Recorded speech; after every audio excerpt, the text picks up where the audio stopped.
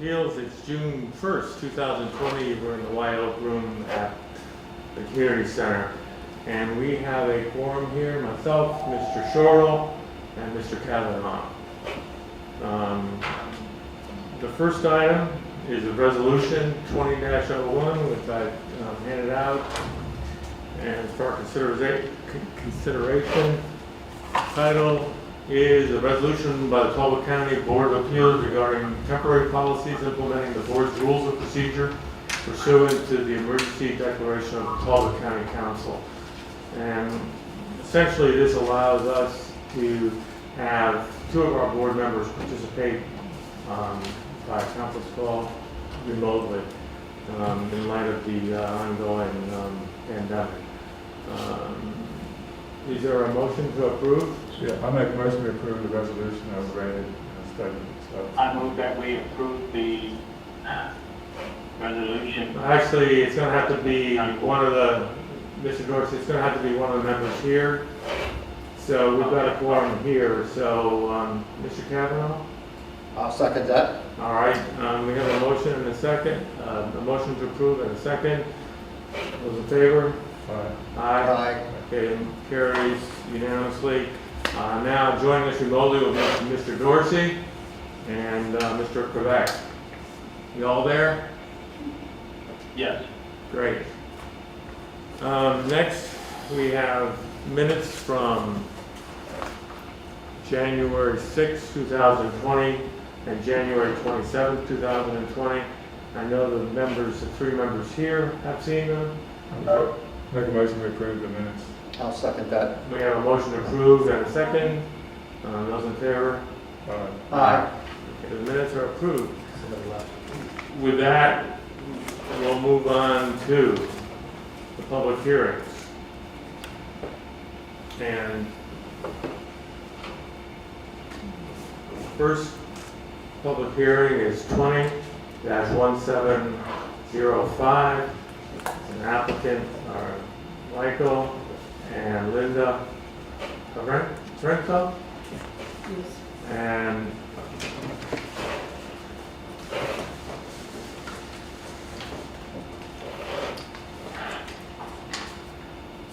bear with me for a second.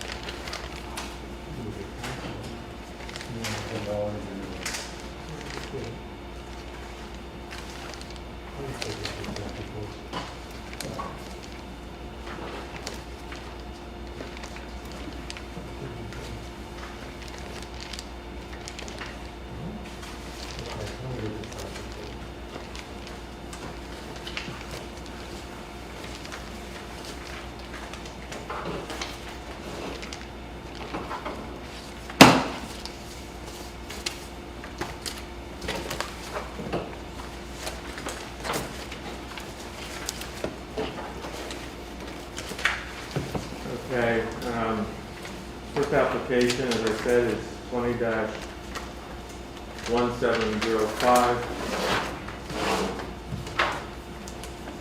The applicants are Michael and Linda Renko. The address is 29281 Keyworth Road, Easton, Maryland. And it's in the town conservation zone. The applicants are requesting approval of a non-critical area variance to construct a porch extension to include a roof and step within the 25-foot yard setback to be 17.2 feet from the property line at its closest point. So with that, I'm going to turn it over to the applicants. If you could just describe briefly what your project is? Phil, before we, Yeah. the board, you need to know if we visited the site. That's right, thank you. Have all board members visited the site? Yes. Mr. Dorsey? Yes. Mr. Quebec? Yes. Let the record show that all board members have visited the site. Also, those who are going to testify tonight, today, if you would just stand and raise your right hand.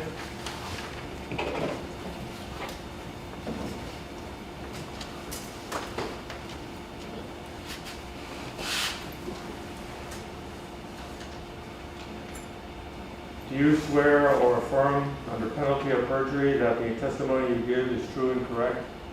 I do. Thank you. And so what I'd like you to do is just give us just a brief description, but first state your name and address for the record, just for the record.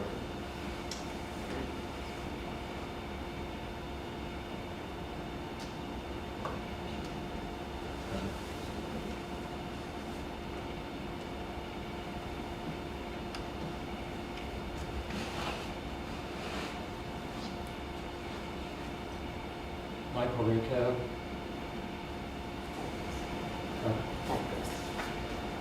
29281 Eworth Road, East America. Okay.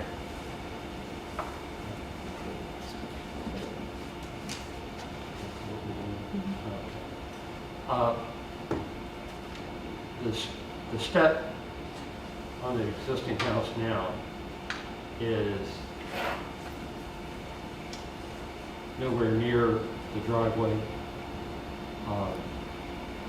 We thought it would be beneficial to me. I don't get around so well. If we could extend it over to the driveway,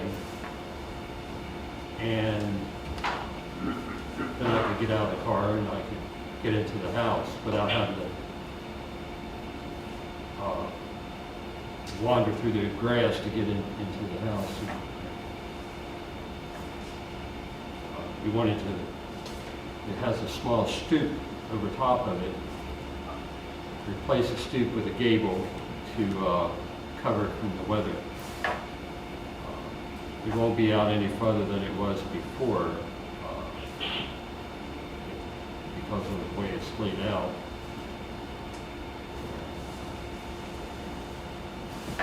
Okay, well, you've been very thorough in your explanations to the questions, the variance warrants. Do board members have any questions? No, I think it's pretty self-explanatory. Yeah, I would agree. Is this the entrance you use? Is this your main entrance to the house that you use most of the time? I mean, this is where you get access your car and everything. Yeah, obviously. Okay. With viewing the property, it certainly makes sense to move the step closer to the driveway. I would have no problems with that. There seems to be no opposition from anybody in the area, and it seems to make sense. On the other hand, along with that, you also have some handicap issues, some issues of mobility, and I think this would help you in that area too. So, with that in mind, I have no objections to. Mr. Dorsey, any questions? I Comments? just have one, Mr. Chairman, if you can hear me okay, I'm having difficulty hearing both the applicant statement or testimony. But anyway, my question is to the applicant, with this granting of this variance, would this be is this the only inaccessible handicap accessible egress to the home at this time? Are there other egresses or ingresses that are accessible at this time based on your disability? Or is this the only one that is left that will remain as being inaccessible to you due to your disability? Did you hear me okay? Yeah, we could hear that. This is Linda Rinko.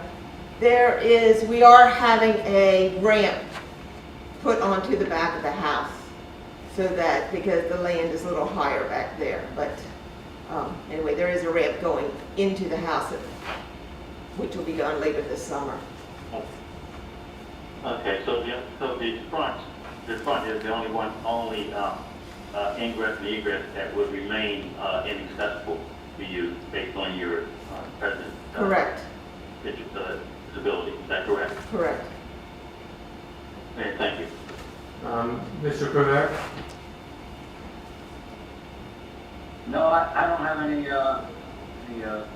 questions. It appears to me that we're not increase the degree of nonconformity with respect to the setbacks. It's already encroachment, so it's not going to increase that. So I think the impacts will be very minimal.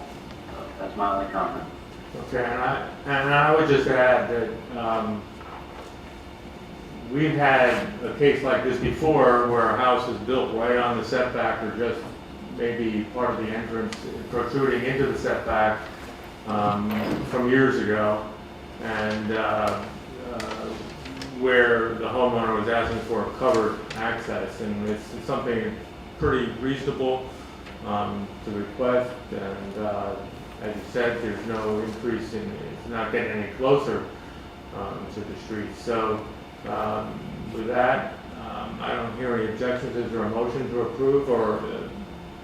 Yeah, I'll make the motion to approve the request for the variance.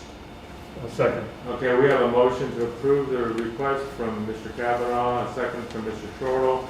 I'm going to do a little roll call here because we have remote members. Mr. Kavanaugh? Aye. Mr. Shortle? Aye. Mr. Quebec? Aye. And Mr. Dorsey? Aye. And I'll vote aye. So you've received your variance. As soon as our attorney is able to prepare the decision, you'll have it.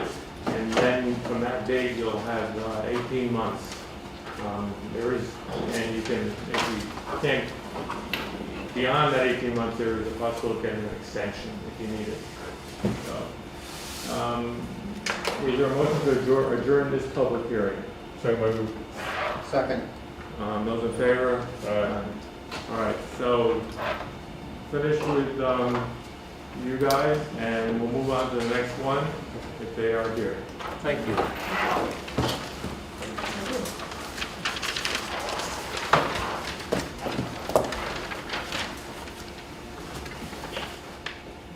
Do you know if anybody's here from Safe Harbor? He's outside.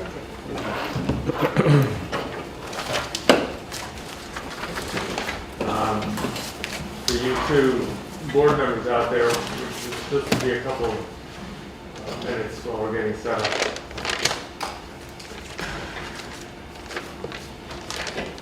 Morning.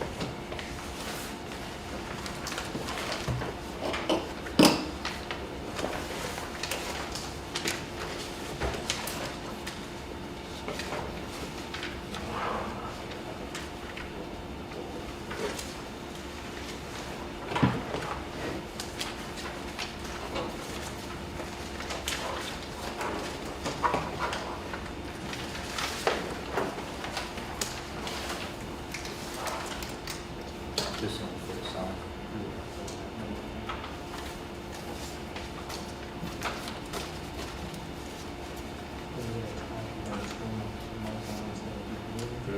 This one. Then the sign, you get it, and your sign makes the ring. Yeah, that's a good one. To the LED. Yeah, I just saw that. Miguel's handling that part. Okay. Great, thank you.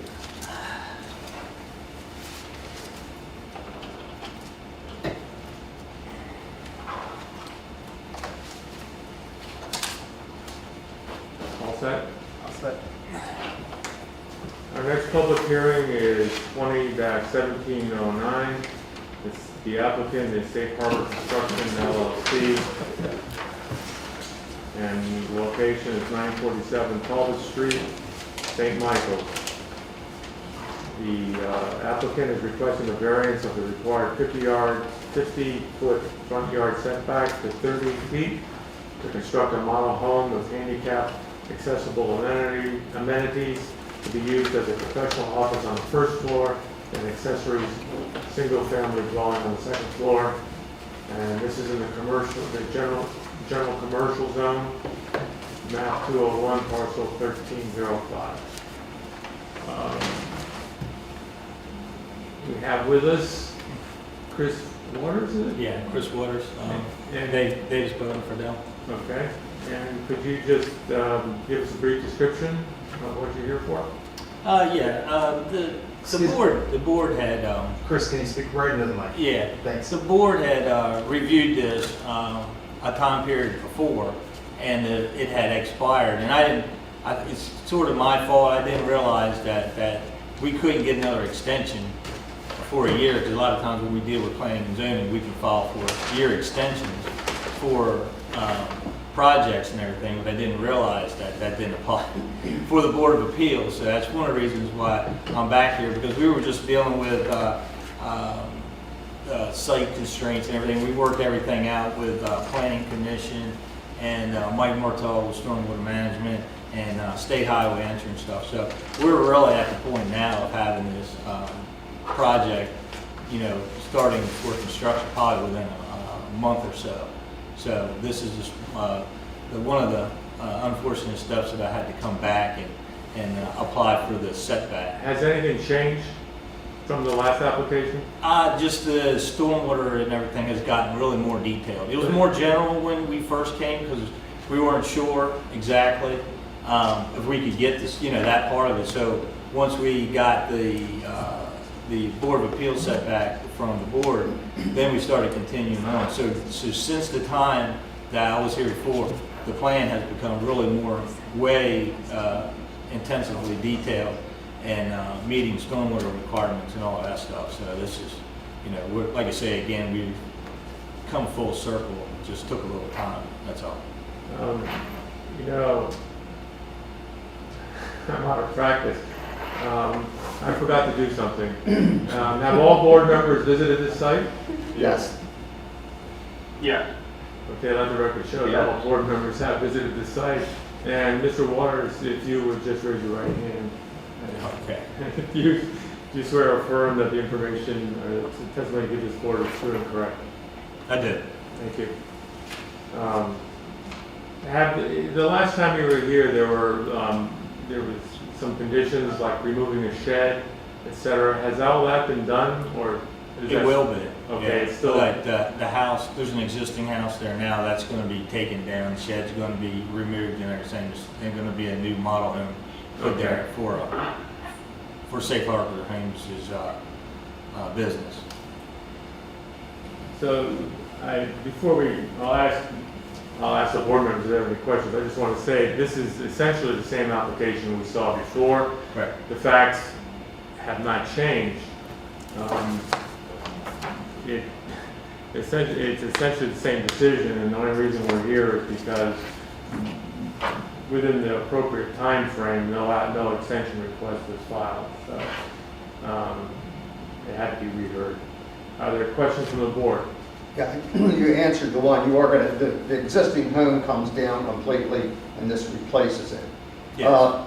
Now, is the new home, the way it looked to be, the new building will be actually further back from the road than where the existing house is, isn't it? Correct, yes. Yeah, so actually you're Yeah. opening up, you're using the area for parking and other areas, but the structure will be back farther. Yeah, yeah.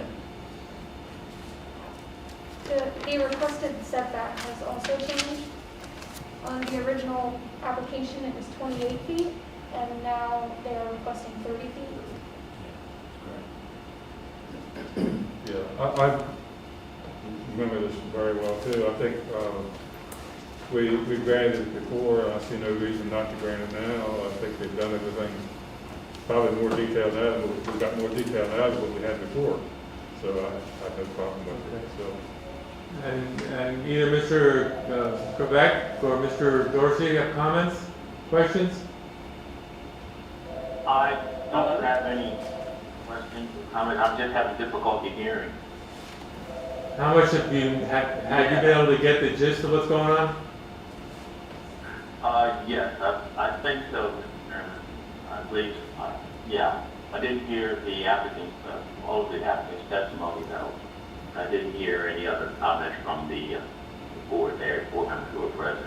Okay, Mr. Shortle basically is okay with it, and Mr. Kavanaugh was more elaborate, but essentially said yes, it's okay with him. Maria from the staff was pointing out that the requested setback is 30 feet instead of 28 feet. And those are there is a change, but it is actually to reduce the encroachment into the front yard setback. I would add that this is an old building that's there now. The existing footprint reflects an alignment with Route 33 that was a historic road alignment, I would assume, because it's on an angle to Route 33, which is one of the oddities of this lot, that the proposal is to basically have it parallel to Route 33, the building footprint. So it actually, it's a nicer alignment in what they're proposing than what existed and has existed there. Is that a fair statement, Mr. West? Yes, and then we basically, to adequately get circulation for a parking lot, that's the way we had to do the alignment on the house. It's a small lot, so we're trying to do, and trying to put stormwater management and all those requirements. It was a little bit of a test, but I think we got it. If there are no other comments, then, I would just comment, Zach Creebeck, actually I do. okay, go ahead. Yeah, I can concur with the findings of the staff report. But on one of the recommendations, because this is in the Gateway Overlay District, it looks like it's the purview of the Planning Commission to make any exceptions or waivers to those standards. The one standard that concerns me a little bit in terms of, I want to make sure that we could expand on this recommendation to make sure that the Planning Commission looks closely at the interparcel connection aspect of the Gateway Overlay Zone. And the reason is the site plan, and it's very constrained, but it doesn't show any potential future interparcel connection. And this is kind of important. If we don't get it now, if it's not done now, we lose the opportunity for another 50 years or so. And it looks like the potential for redevelopment on either side of that property is pretty good in the future. So if we could expand it so that they maybe give close particular attention to section 190.17E, paragraphs 6 and 7, so that we can actually secure cross easements, make sure that there's an alignment that the adjoining properties can connect to. This is something that I've seen over time. If we don't get them now, we'll never get them. So anyway, I don't know if that's our appropriate for the board to make that recommendation, but it is the Planning Commission's, I guess, determination, but I would hate to see it be missed. Thank you. Okay, thank you. I'd like to hear from staff on what happened with this at the site plan, because how did they handle the requirements of Gateway Zone? There were, and maybe Chris can refresh my memory, it's been a while back. Actually, two questions I have for you. One is, did you say the site plan expired as well, so is it going back into? Yeah, We got an extension. You got an extension on Yeah, that? but we just say Board of Appeals, you can't get an extension. A year Correct, extension. correct. So that's the problem. Well, but what we did, I could probably answer the gentleman's question, Sure. was with the configuration of the lot being small and everything, I had to go to State Highway and ask them if we could put the sidewalk in the right of way. So we've got the connection of a sidewalk that we're gonna be putting in front of the site, that it's basically not gonna go nowhere, but it will be there. And State Highway has allowed us, because we couldn't have the 10-foot wide easement across, because it was in the parking lot. We had parking lot spaces there where that easement would be. So that was one of the holdups we had on it, was to make sure that we could get that sidewalk put in State Highway. So we will be putting a sidewalk out in front of this.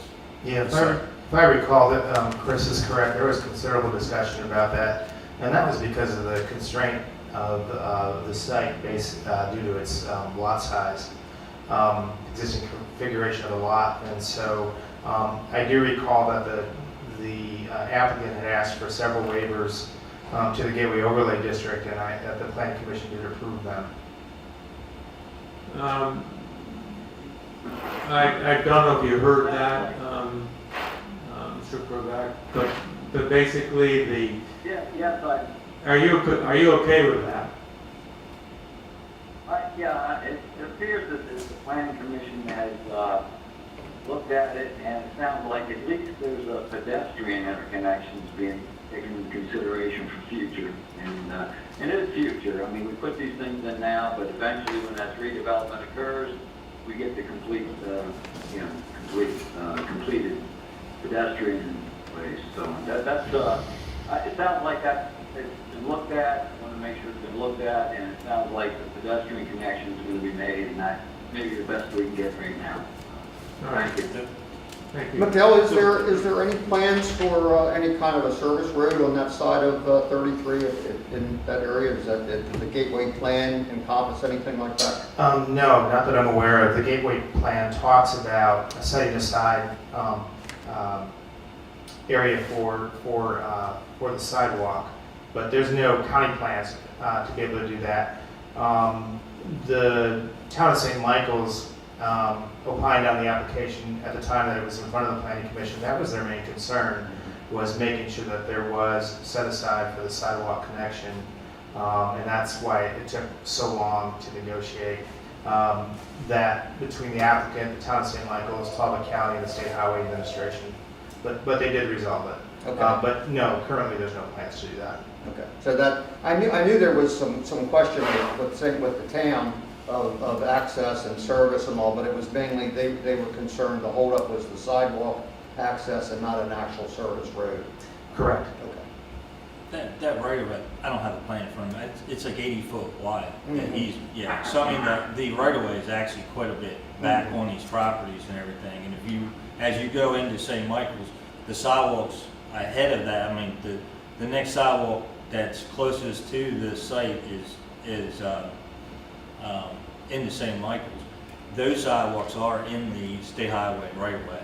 So basically, if they were to extend out, they would come, somewhere. They would be in the right of way too, because you could have 2 lanes of a center turn lane there, and also the sidewalk there. But whatever we put there now, it's probably going to get taken up anyhow, because once they do drainage studies on that highway and everything, it's probably whatever we put in right now will probably not configure to whatever drainage patterns they're going to have in the future. But we were willing to concede and put a sidewalk in there just to. Okay, so you're gonna put the sidewalk, and you're right, I did notice that actually there is a pretty good distance, a pretty good right of way there. It's back from the When you walk it off, it's a lot more than it actually appears to be. Just as, for those of you who aren't familiar with that area just outside St. Michael's, in any type of heavy rainstorm or high tide event combined with a rainstorm, that is an area that does not drain, and particularly well. And so you see very full ditches and sometimes the road covered in that area. And state highway, and I think until recently, wasn't really maintaining the ditches off that take it out to San Domingo Creek or whatever's back on the south side of that road. So, if they ever decide to improve the drainage there, I think your concerns are probably on the mark. With that said, if there are no other comments, I'll take Now, my comments would be that we've taken care of the right-of-way, the state roads doesn't seem to have any objections. They've approved the sidewalk in their area. The plans to me look like it would certainly actually be an improvement to this property over what exists now, and I don't see why reducing the setback would be detrimental to anybody. I wouldn't have any objections to it. I concur with that. I think it's fine. Okay, I'm fine with it. Is there a motion? I make a motion to approve the variance. I'll second that. Okay, so we have a motion to approve the variance from Mr. Shortall with a second from Mr. Kavanaugh. Do you want to add staff conditions to that? Yes. A motion to approve with staff conditions. Those in favor, Mr. Kavanaugh, Aye. Mr. Shortall, Aye. Mr. Trebek, Aye. and Mr. Dorsey. Aye. And I'll vote aye. So, we're approved again. All right. Hopefully We'll this do time. better this time. Get this thing. Sorry, see you again. And if there's a motion to adjourn this public hearing? So move, we adjourn. All right. I'll second. All right. We're done with that one. So it'll be another couple minutes and then we'll have the next one, which will be Fairview Church of the Brethren.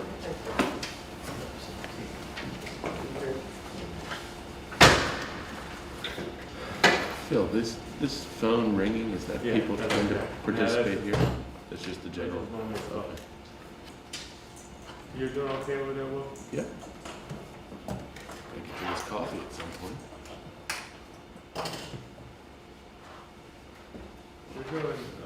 You're gonna do the next three, right? That's correct, yes. Oh, I'm sorry, I thought you were talking about the signatures.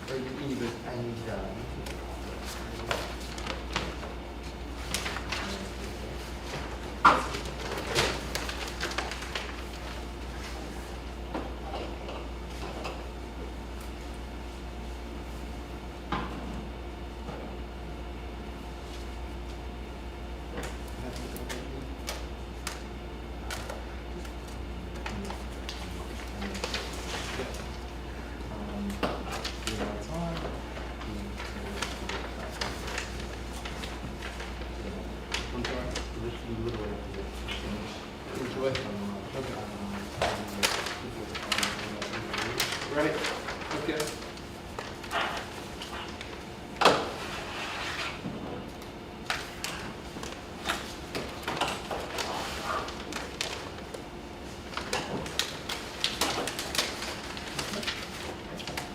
Thanks again.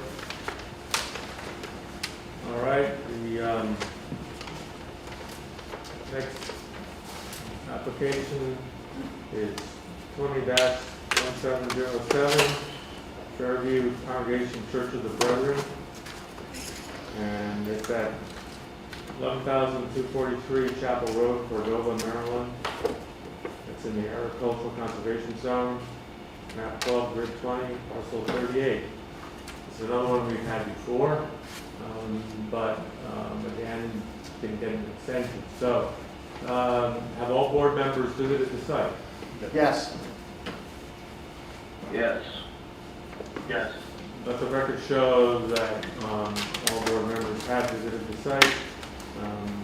We have here as agent for the applicant, Mr. Zach Smith. As an attorney, he does not need to be sworn in unless he's offering testimony, which I don't believe he is. Are you? No. Okay. And if you give us a brief description and really focus on what's changed, if anything. Sure. For the record, Zach Smith, on behalf of Fairview Church of the Brethren. And I should say, in addition to being their attorney, I'm also a parishioner there, and I'm a board member of the church as well. So Fairview, I'm sure the board has visited the site, is a historic church in Cordova. It's built in the late 1800s and has a thriving congregation. I think, at a time where some churches are seen struggling to keep their attendance up, Fairview has the good fortune of having a growing population, and that has caused the need to expand the church, and there's been discussion for probably 2 decades about the need to do that expansion. And the church saved the money that's necessary to commence that project, and in 2017 engaged land engineering and approached the county with plans to do so. And we were before the board, received both a variance and a special exception, and also site plan approval. Moved forward, submitted a building permit, and when we submitted the building permit, learned that the addition would trigger some building code requirements, particularly sprinkler system requirements. And in a country setting like that, although clearly that rule was well intentioned, it really created a bit of a hardship, because to meet those requirements, we needed a 55,000 gallon water supply, we needed some pump equipment, we needed a separate building, all to accommodate those sprinkler requirements. And it added about $250,000 to the budget, which was a significant addition for the church. So we had to step back and regroup, and actually had to shrink the size of the addition in order to move forward. We went back to the county with a revised site plan, got that approved, but I think we all lost track of the fact that we also had a Board of Appeals approval that would expire 18 months after that was originally approved. I'm sorry.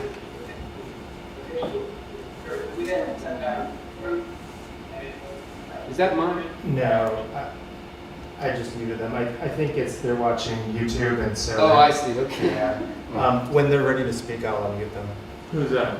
Zach and Okay, Mr. so Dorsey. you're getting feedback or what? I think it's they're listening to it on YouTube, and so Yeah, I had that. Little delay. Yeah. So nonetheless, we had to reduce the size, went back to the county, got site plan approval. Fortunately, didn't have to go back through the planning commission's process. We were able to do it through a minor site plan amendment. But I think we all lost track of the board's approval and the fact that it expired 18 months after that original approval was issued, which I think would have had it expiring last fall. And so when we realized that, we submitted a request for an extension, but at that point it was too late. And understandably, the board couldn't grant the extension, and necessitated that we come back here and go through this process again.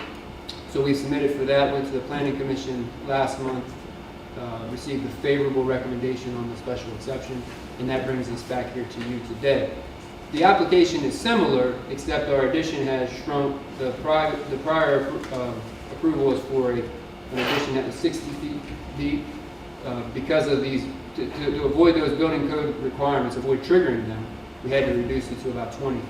But it's still an addition that requires a special exception amendment, and we're still encroaching into the setback by the same amount. The original church is about 30 feet away, 31 feet away from the front property line, and the addition will be in line with that, because essentially what we're doing is extending the sanctuary along that horizontal plane along Chapel Road to maintain that historic 36-foot wide bay cemetery.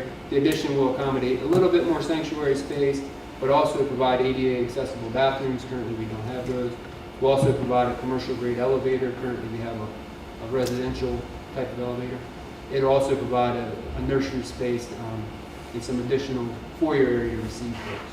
So that's what's before you, both the special exception and then The variance from the front yard to encroach up to 30 feet. So essentially, it's the same set of facts, pretty much, except we've got a reduced square footprint of the building. That is correct. And it's in that plus the special exception to modify the use. But other than that, it's essentially the same set of facts we had last time. That is correct, Mr. Wilson. You know, we've got extensive documentation. You've answered all the questions. Are there questions from the board members? No, no questions. Actually, I mean, it's basically the same. I It's have just a a, question, Mr. Chairman. And that was Mr. Dorsey? Correct. Yes. Okay. Yeah. Zach Creed back here. No questions. Looks pretty straightforward. Thank you. All right. I don't have any questions. I think it's the same, pretty much what we agreed to before, so. Is there a motion then? yeah, I'll make a motion that we approve the application With condition? with the staff conditions. Second that. Okay, we have a motion to approve with staff conditions from Mr. Kavanaugh, second from Mr. Shortle. Let me just do a little roll call again here. Mr. Dorsey? Aye. Mr. Krevik? Aye. Mr. Kavanaugh? Aye. Mr. Shortle? Aye. And I'll vote aye.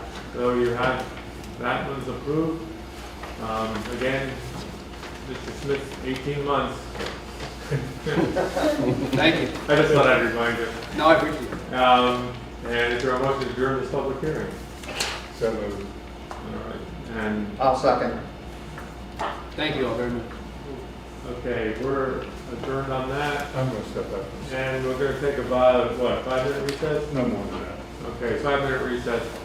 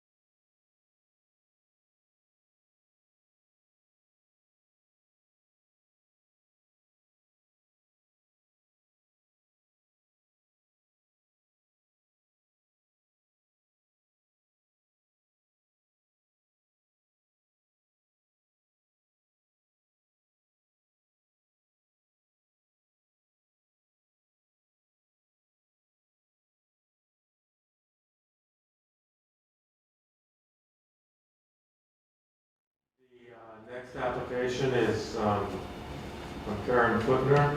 It's 19-1704. And it's a request for a variance to construct a portion of a 500 square foot one-story addition and a 186 square foot screen porch addition with a required 20-foot side yard setback to be 11 foot from the property line at its closest point. The property is located at 6373 Nevitt Manor Road, Nevitt. It's map 39, grid 20, parcel 45 in the village residential zone. Have all board members visited the site? Yes. Yes. Let the record show that all board members have visited the site. Again, I'm going to turn this over to Mr. Zach Smith. And he's going to, if you would give us a description, a brief description, and take it from there. Certainly. Thank you, Mr. Jones. Again, Zach Smith on behalf of Karen Footman. Sorry Mrs. Footman can't be here today, but under the circumstances, obviously, the board's preference was just to have me represent her. I should say that I think this application is new. This isn't one that expired, but it is a bit of an unfortunate timing for Mrs. Footner. Mrs. Footner purchased her property back in 2004. At that time, it was very small, 500 square foot Waterman's cottage is how she described it. And she knew when she bought it that she would need to renovate and expand it in order to accommodate modern living and her needs. But she really loved Nevitt and it was what she could afford at the time, so she went ahead and moved forward.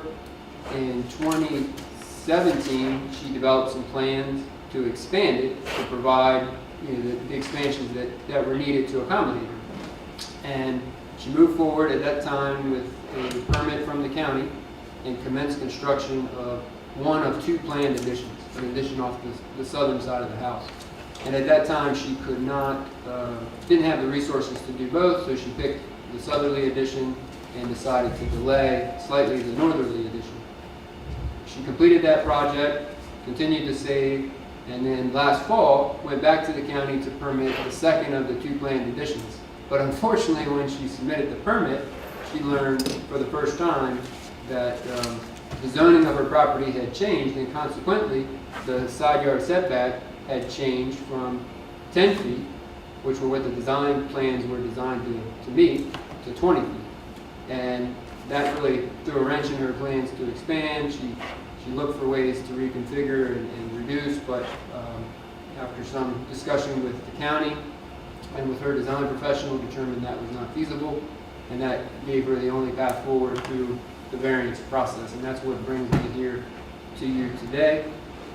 She did provide a letter, which I think I'll read part of.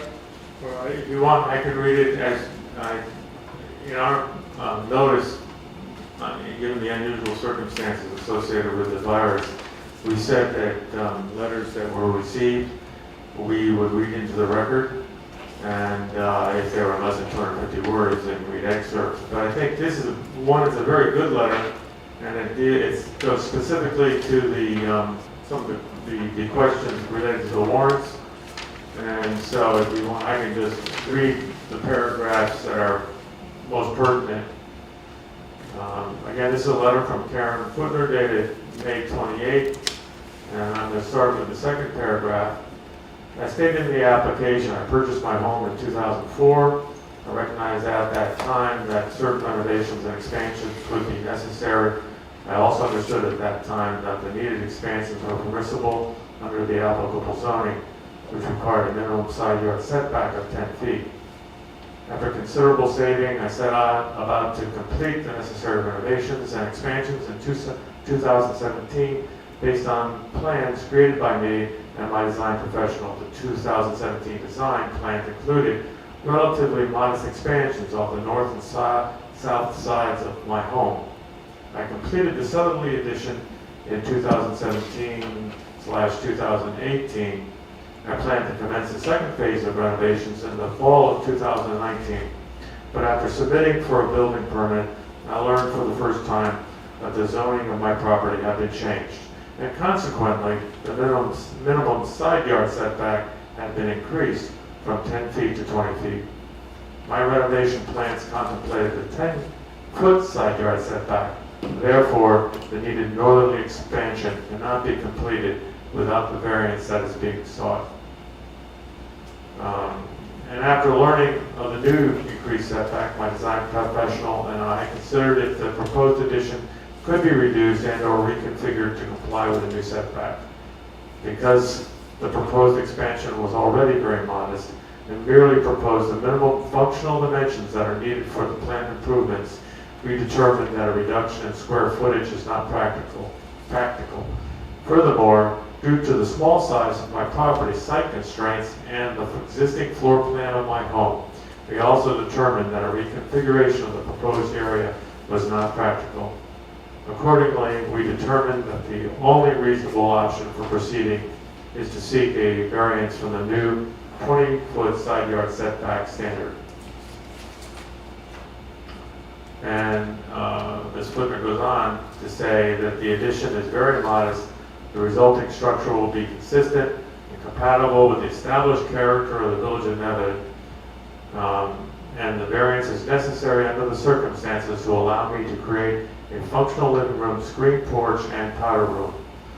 These spaces will enhance my use and enjoyment of the home and will allow me to entertain guests.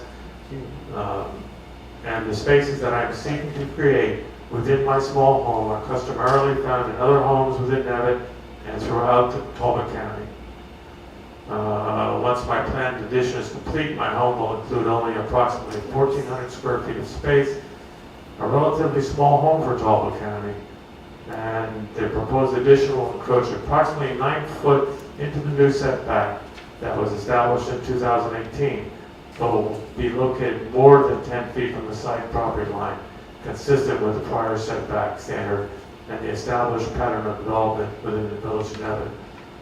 And I would add that for me, the fact is, it is very consistent with the established pattern of development in Nevis, and that I have a certain amount of sympathy because I also have what was a waterman's cottage at one point, and I've been renovating over, I think, the course of 20 years. So I understand the predicament, I think, that this applicant finds herself in.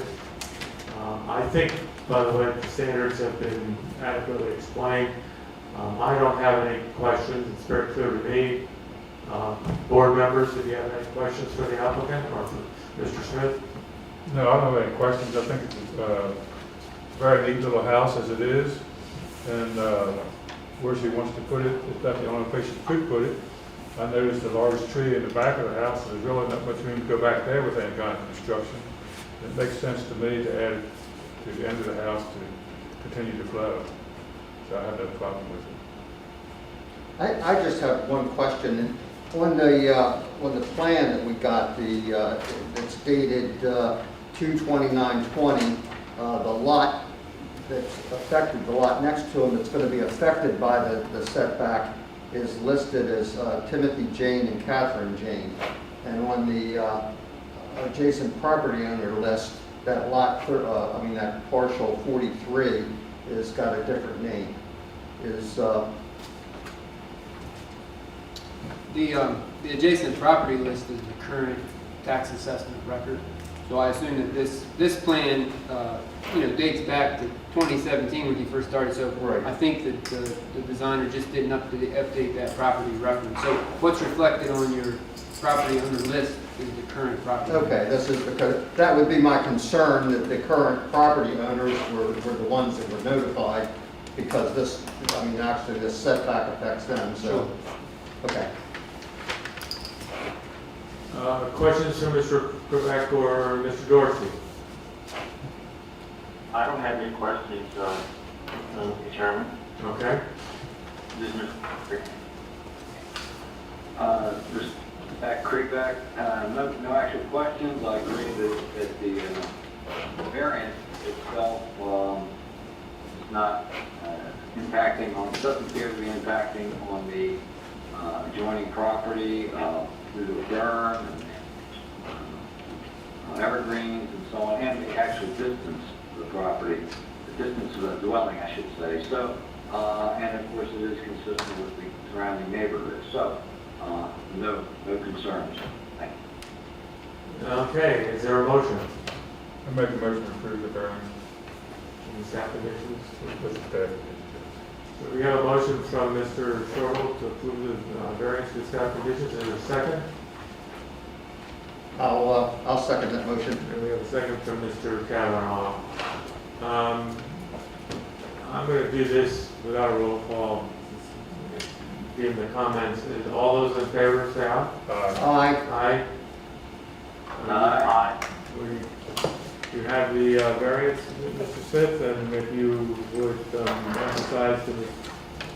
Footner that it's 18 months, so we don't have any more extension issues or misses on that.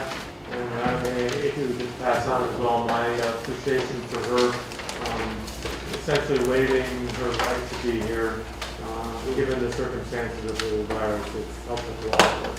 Thank you very much. And thank you very much for accommodating the application. I realize this isn't ideal for anyone, but these folks, Ms. Footner in particular, is very anxious to move forward. So thank you very much for figuring out a way to have a hearing. Well, I'm glad we're able to move forward, and it looks like this is going to be the way we're going to do things for a while, and try to keep everybody safe.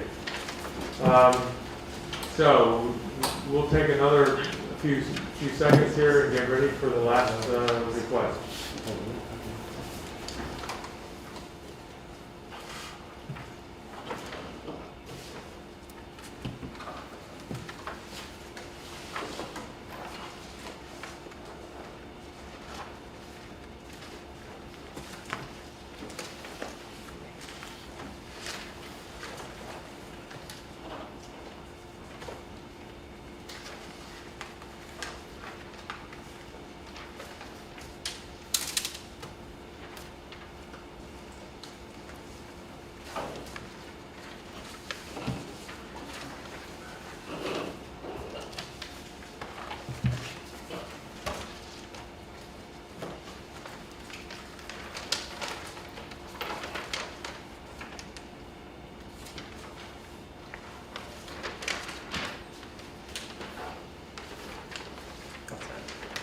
All right.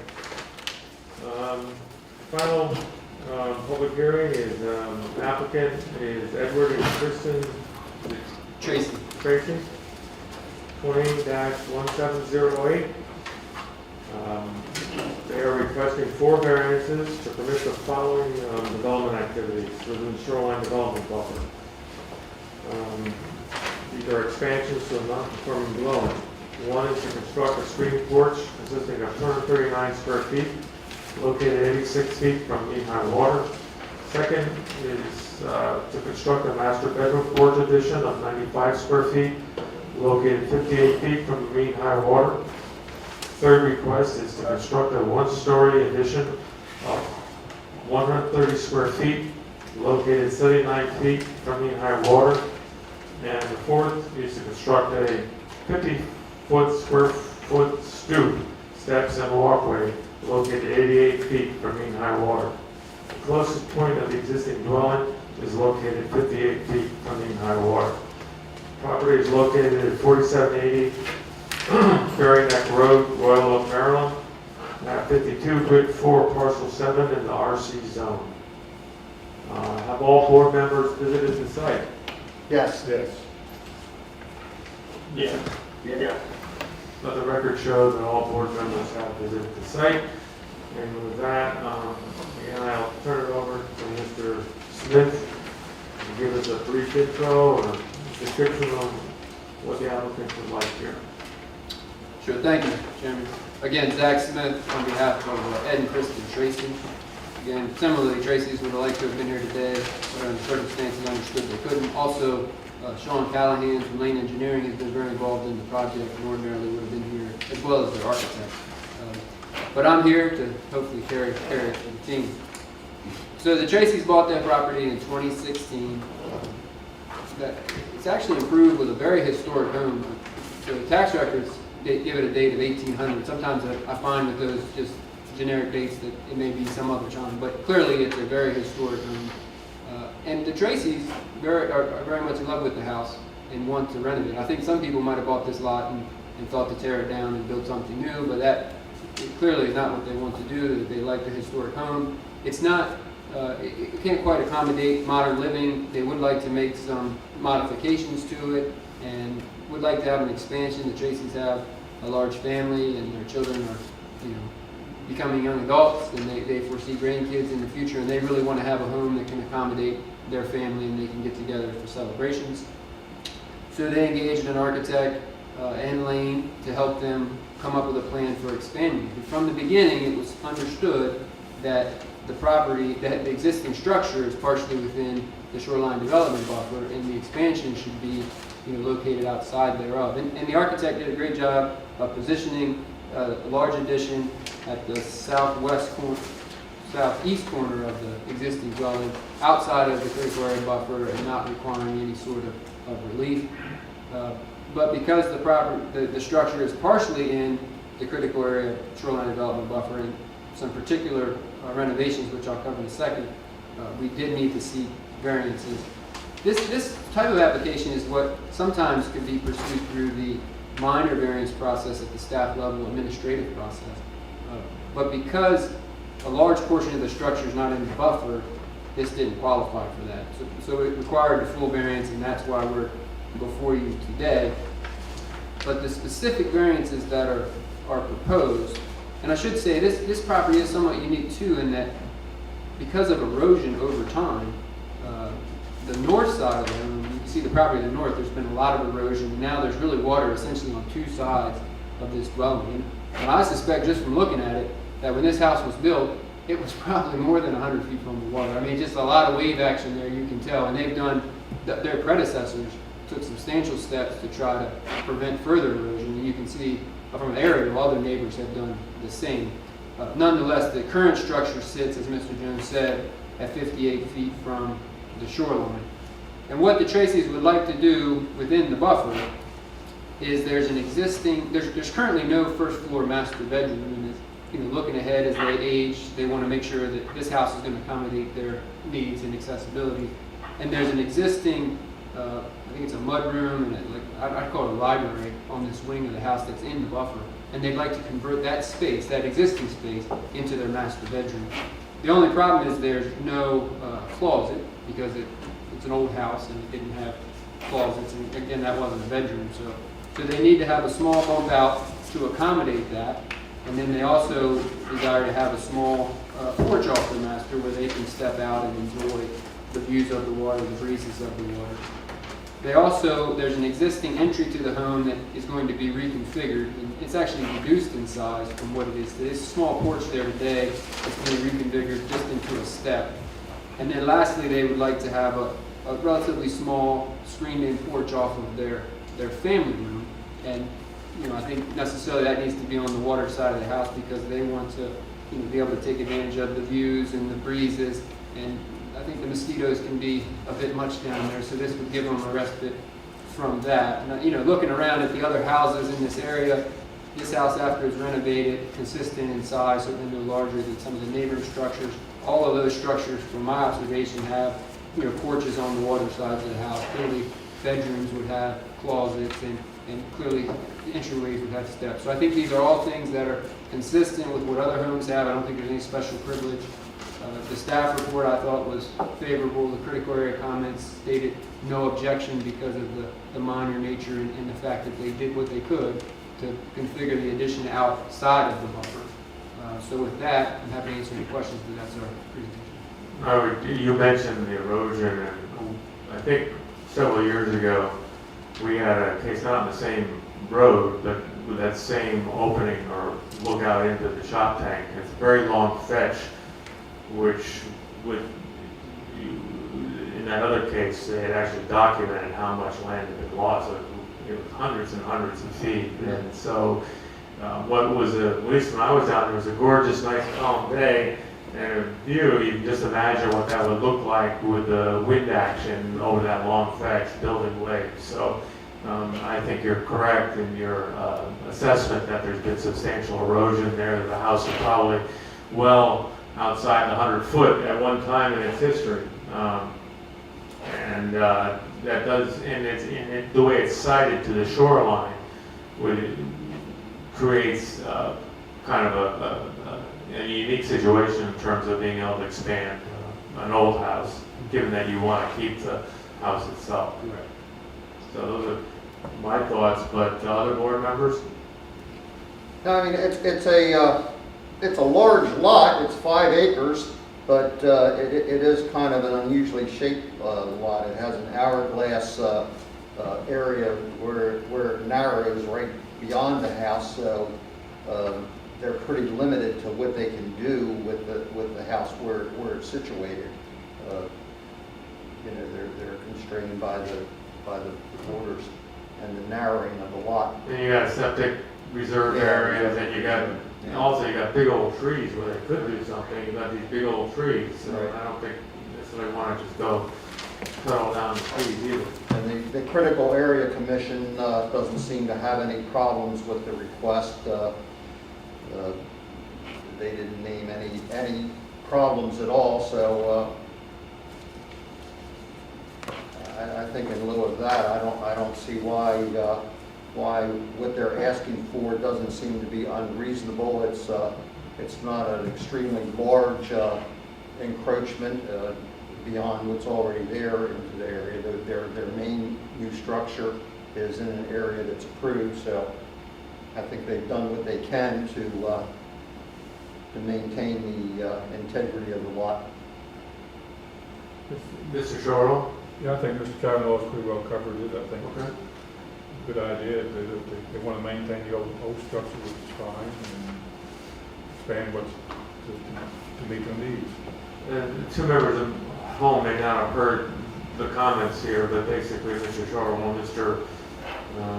Kavanaugh have talked about there's a modest request. It's an old home, not a whole lot of place else they could expand without some other issue being confronted, whether it be trees or with the shape of the lot. So, other comments, Mr. Dorsey?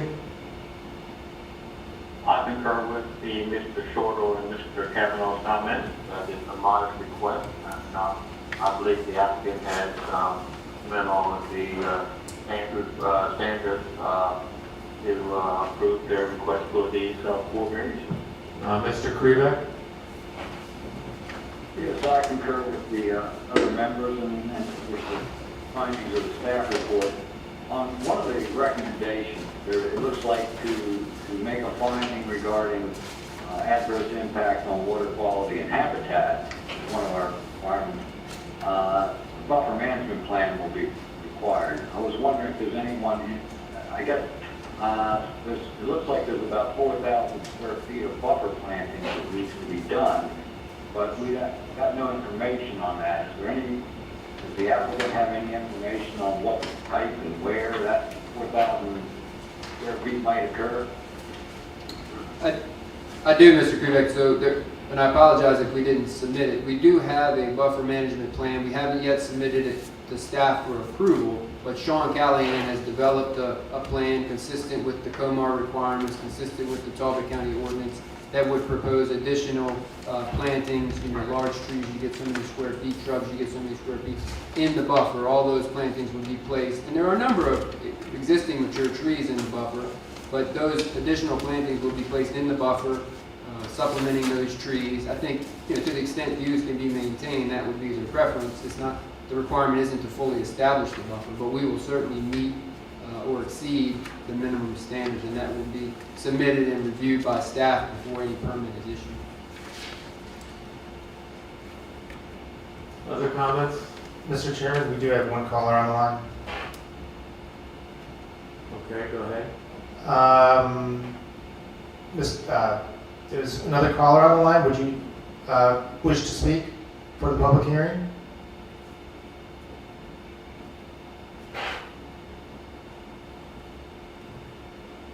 Apparently not, so,